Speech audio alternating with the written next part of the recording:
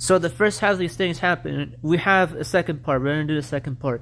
So we're gonna with the Kids Online Safety Act and Online Safety Act is close to what happened in 2013, 2016, 2017, 2019, and 20. We had COPPA, the Attic Apocalypse. We had a few of those in the YouTube Civil War and the Vine era.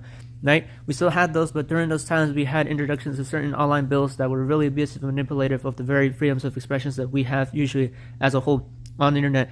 Besides just one piece of a topic that you can talk about, art is something that I'm very focused on currently, but though I want to care about art as much as I want to do something about what's happening to Pixiv and all these other art sites that are being attacked, we need to focus first on Collective Shout.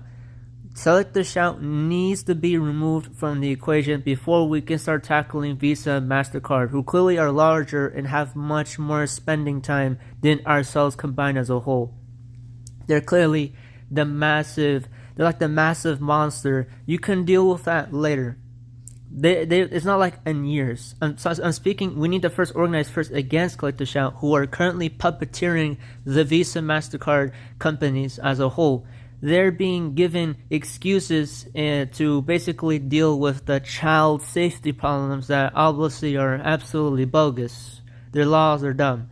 And I'll show you why later in a different time. But first, we need to focus on Collective Shout. Collective Shout is an Australian. I'm going to make fun of them. Feminist extremist group filled with two people. We need to focus first on Tankard. Melinda Tankard is the very director or CEO of the very place, ignoring that she also has another partner who's also in this equation as well. We need to first take her down. We need to do her and get her out of the equation. So to get her down, we're not basically saying let's attack and let's cause a terrorist attack. No, absolutely not. We need to solve this peacefully.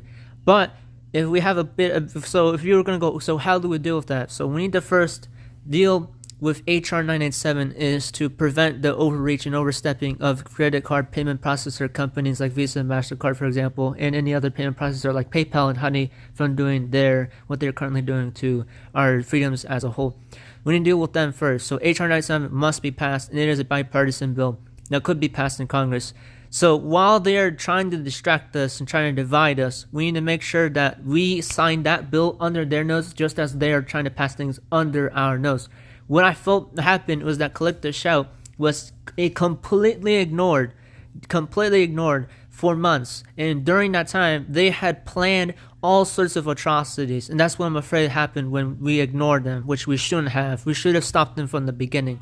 So right now, we're paying the consequences for that. Let's first focus on Collective Shout and have HR987 in our sights before tackling those other laws.